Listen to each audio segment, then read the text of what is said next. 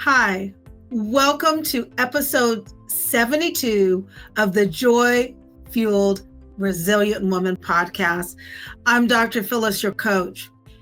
Have you ever gone to a buffet and you piled your plate just with everything? It was piled high because everything looked good. And as you continue to eat, by the end, you didn't feel good. You actually felt overstuffed, uncomfortable, maybe nauseated, but you still didn't feel satisfied. Can I be honest with you? That was my life for years. I kept saying yes to every opportunity that was in my life buffet. Yes to every role, every position, every task that came my way.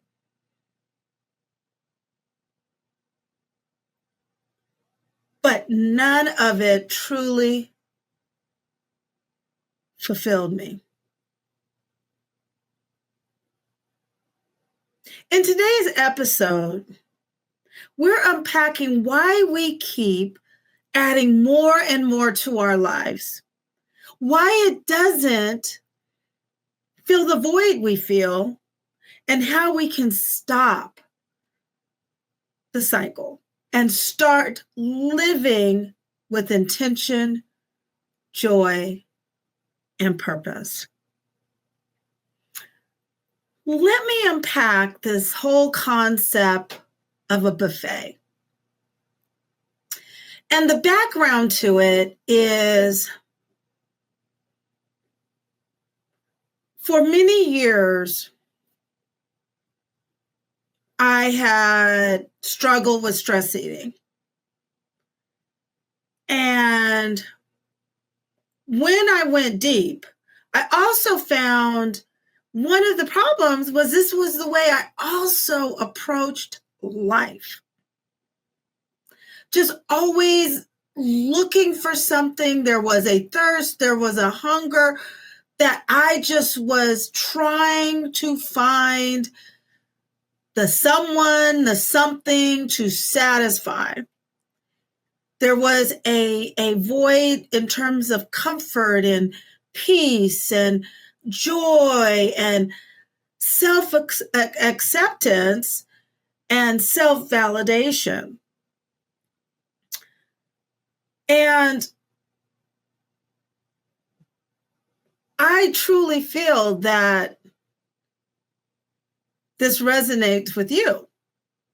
Because as a Christian woman, as a resilient Christian woman, if you're not careful, you are also approaching life with this buffet mindset. Because there's so much available. You're wired with this big heart to give, and God has placed on your heart that He's created you special, that there is something that He has for you to do. And with that in mind, what do we do? What do? You jump in trying to find that thing to fulfill that calling or that feeling within that there's something else out there. You're looking for what will make you feel like you're alive and you're growing and that you're making a difference. So what happens with the buffet mindset is you feel the need to try a little bit of everything. You pile tasks,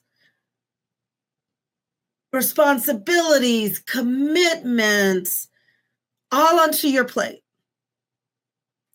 hoping that one of them, if you're just lucky, one of those tasks or positions or roles, activities will fill that void or satisfy that void, to fill in that gap, turn the light on.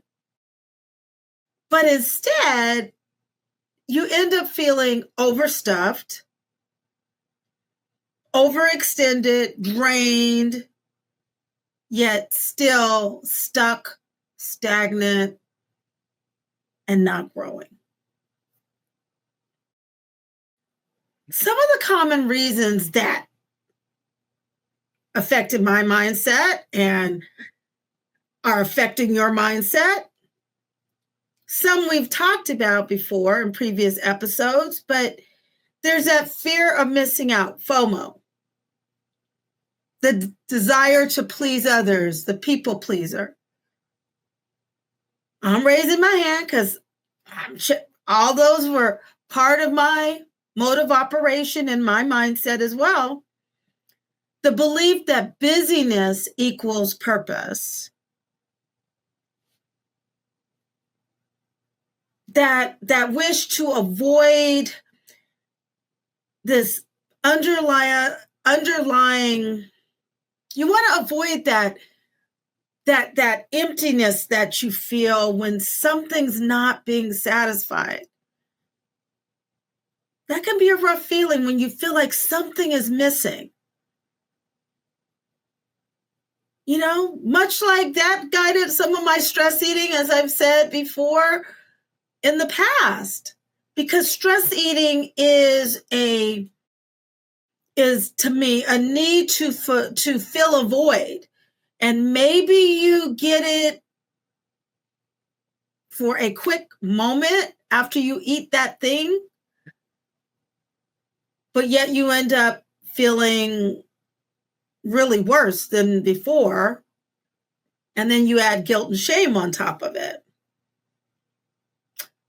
For me, and I really do feel for you, we feel that by saying yes to every task, you'd find fulfillment and purpose for what you're longing for. And if you're like me, you have had definitely those feelings where you feel disconnected from what mattered most. I've shared with you that all of this ties into this whole mindset of living in autopilot, that while you are so caught up in trying to fill that void, you get sidetracked and you lose track of that connection with God, that time with those people that really mean the most. The truth is that the emptiness we feel cannot be filled by more tasks, more roles, or busyness. It's a spiritual longing, sis. It's a need to really reconnect with God, reconnect with our joy, and reconnect with our purpose. And all those other things, those other tasks, until you deal with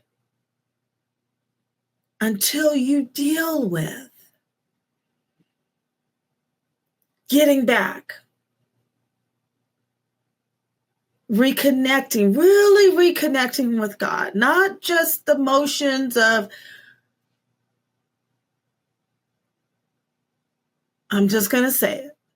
This is a safe space that we are here. We're all family here. It's got to be more than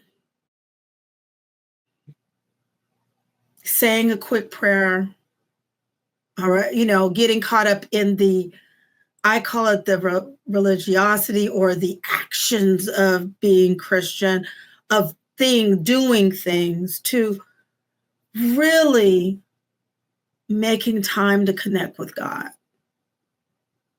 It can be scary, but until you make that a part of your day, your 24-hour day, routinely, to allow him to come in and to go to him for action and go to him to help shift along with using him as the GPS. That's what I had to do. Because that's really the first step, is realizing that the buffet it's not the issue that there's not enough seasoning. It's not an issue that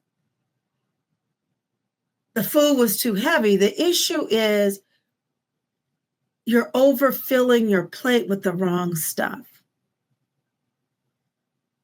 It's not what they did when it comes down to it, what they did to you in that role, or how someone made you feel when you were doing that task, or someone didn't make you feel appreciated when you did what you did. What's on your plate? Now, there's some good stuff. Like we always talk about those vegetables, which are, who we prioritize, our family, our friends, our time with God, volunteering to help. Work, there's those areas are important. So there are some items on your plate that are important.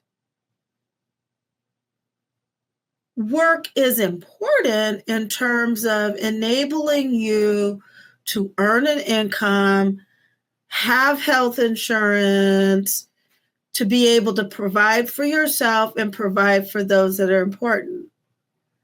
But when you just pile up your plate with things at work, that's when it becomes not good for you, because you no longer have space on your plate for the other. It overshadows. You know how, like, when you make a plate and you put too much of something and it starts spilling over and covering up something else, and the flavor of the one food that's just, let's say that there's some food that has some broth on it, or you get to pile on your plate, you didn't realize it starts running over into your other food.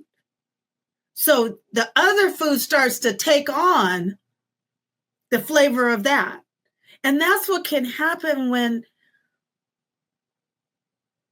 we lose track of how much work is taking over our lives. Or maybe for you, it's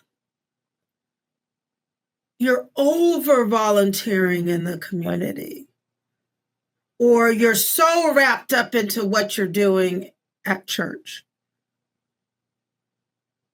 or you're so wrapped up into what you're doing for your friends or extended family,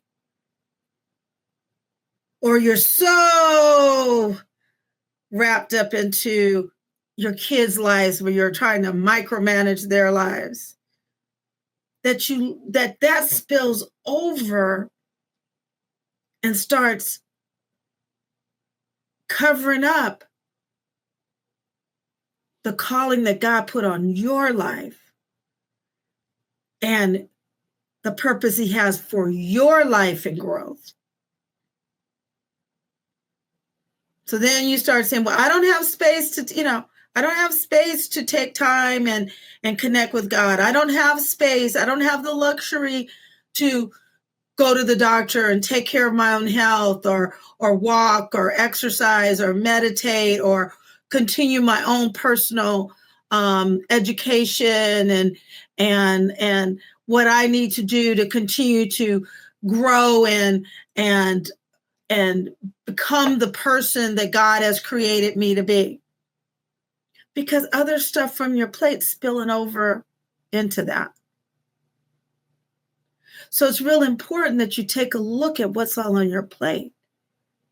Because that feeling of burnout and I talked last week about compassion fatigue, the anxiety, the depression, the anger that you feel springing up, or sarcasm that you find on your lips, or you're starting to just think everybody's against you because they don't appreciate everything that you do. It's time to say, I know, I've been there. And every day I have to do my own self-coaching and taking inventory of what's on my plate. I have to take inventory of what's on my plate. What's potentially spilling over into other areas.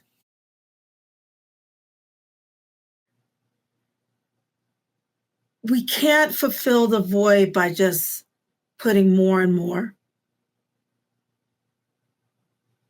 It's not what God is telling us to do. It's not healthy and it's not sustainable. I'm a true believer in the fact that you have to have the time with God. You have to have a vision. And you'll hear me say, give yourself permission on who do you want to be? What do you want your life to look like? And that it's never too late to have that. To acknowledge where you're at, where you want to be, and then develop a plan on how to get there. And often it means getting someone to walk side by side with you. That's the thing I love about having this opportunity to work with resilient Christian women as a coach is I've been there and I'm continuing to walk that journey of owning my yes. That I want to walk aside other resilient Christian women so that they can learn about themselves and learn from my journey. So I want you to really think about how are you feeling and take a look at what's on your plate. And there was a scripture on my mind and I wanted to share this with you that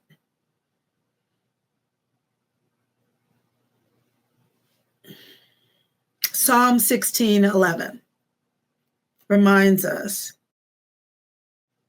you make known to me the path of life. You will fill me with joy in your presence.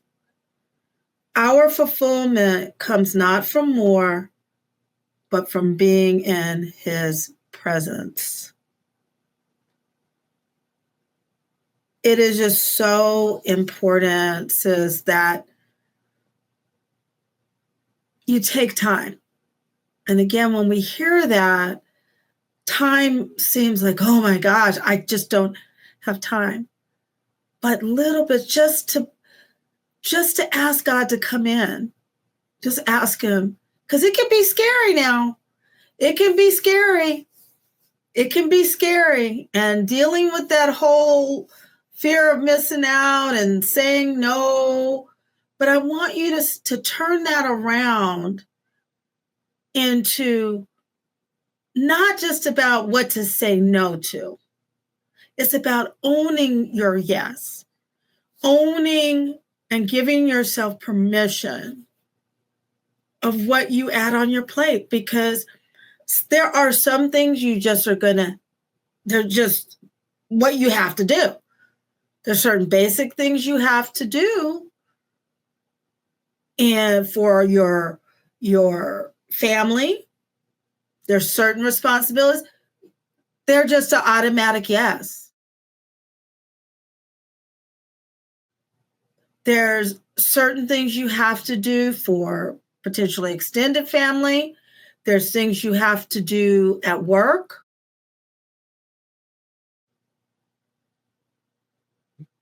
So there's some basic things that are on your plate that just are a part of life. But it's what you add on and how many servings of these different areas do you put on your plate? Because that's what adds up. That's what adds up. So again, with this owning your yes, a part of that, again, is tapping into not what we think, but what God is telling us to do. Which then brings me back to one of my favorite scriptures, Jeremiah 29:11. I know the plans I have for you. And in that scripture, God goes on to say that his plans are to prosper you, sis, not harm you. And when he gave that word through the prophet Jeremiah to us, he's saying to us in 2025, says that he has plans. So that feeling that you were created for something more, because I have felt that. There were times, I'm going to be honest, I thought maybe, well, does that mean that I am being like, I'm egotistical if I think that? No, God has given the word. We should feel that we were created for a purpose. No matter how we got here, God created us for a purpose. And so we just have to be careful that we continually go back to him. And it's never too late, because I told you, there has been time before he yanked me and got my attention that I had gotten off on a different path. It doesn't mean I wasn't doing good things, but I wasn't going to God and saying, okay, Lord, do you want me to say yes to this? I was just doing my own thing. I was following my own set of directions instead of letting God be my GPS. And that's what I'm saying to you, sis. And I want to encourage you. It's never too late. The biggest first step is sitting down and saying, Lord, I need you to take over and become my GPS. I believe he's not going to tell you that everything you're doing is wrong. No. Because he still works with us even when we kind of are out there doing on our own.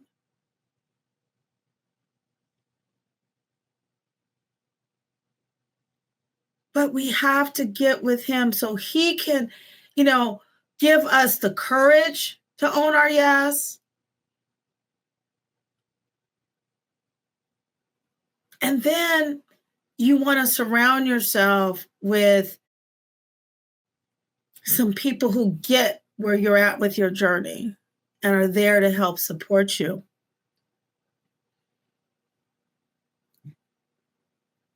So for this week, I have some key things I want you to do. Because as I said, it's never too late. I want you to feel like me. As I've told you, life is not perfect. I have still a lot on my plate. Yet I can tell you where I am now and why I so much want you to have the same feeling is even in the midst of the craziness, I have a joy now. I have a feeling of intention, and I have a perspective that I did not have several years ago. And it came from some of these following things. So I want you to think this week. And I always encourage you to come back and look at these questions. And I'm going to have them put in the show notes so that you can ponder them this week. Okay? I want you to think about your plate, your life. I want you to list everything that you are responsible for and everybody you're responsible for and how you're using your time. And I want you to think about what really belongs on your plate. That's the first thing. The second thing is, does that role, that task, that position bring you joy and peace? Number 3, is it aligned with God's purpose for me? Number 4, is it necessary or is it an empty calorie? Is it necessary or is there, but it's not really adding anything to my joy or my purpose or brings me meaning?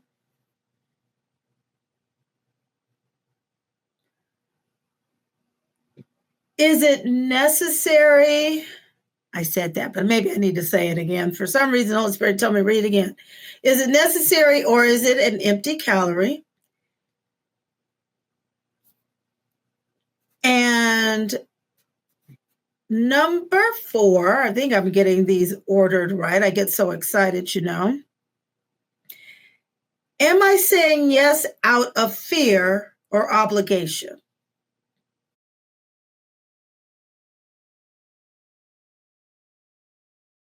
Five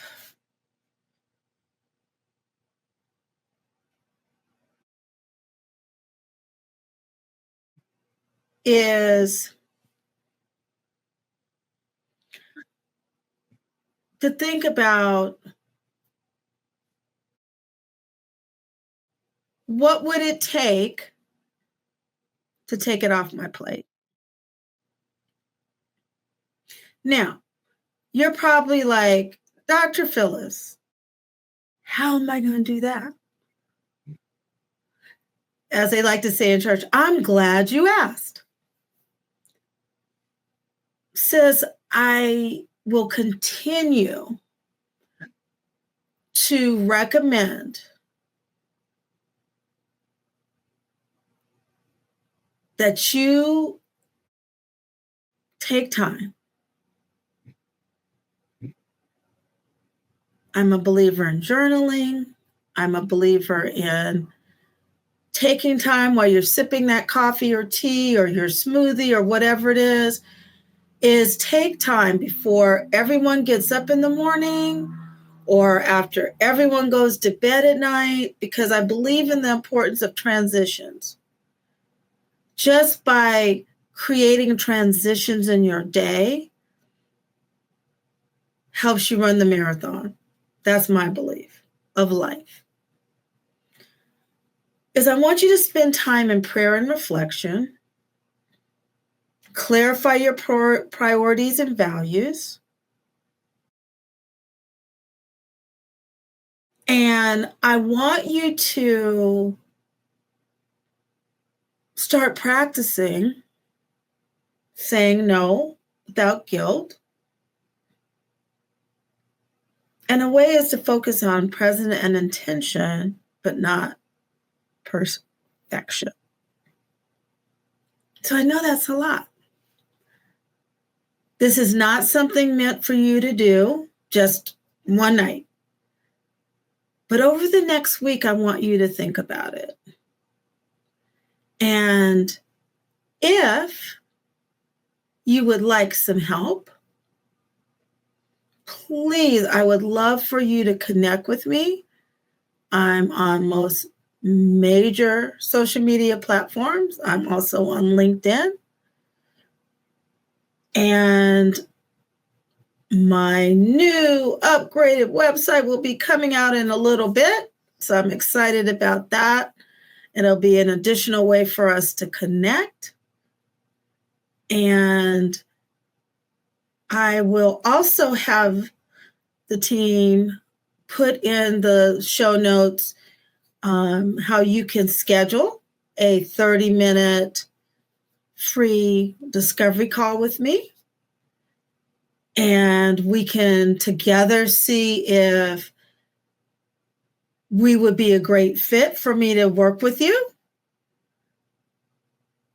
Because this is your year, sis. This is your year. It's never too late. It's never too late to own your yes. I love you. If this episode has been helpful to you, I hope that you will share it. And if you're not subscribing yet, please subscribe. If you are on Apple Podcasts or the other audio platforms, please take a moment and review. I'd love for you to give me 5 stars. Because all of this does is it gives me more visibility. It grows our community of joy-fueled, resilient Christian women. Because as I said, this is our year. Even more than before, we need to come together to hold each other up so that we can become all that God has created us to be. So then that way too, we're able to model for the next generation of resilient Christian women. I love you. Own your yes. And I'll see you next week. Bye now.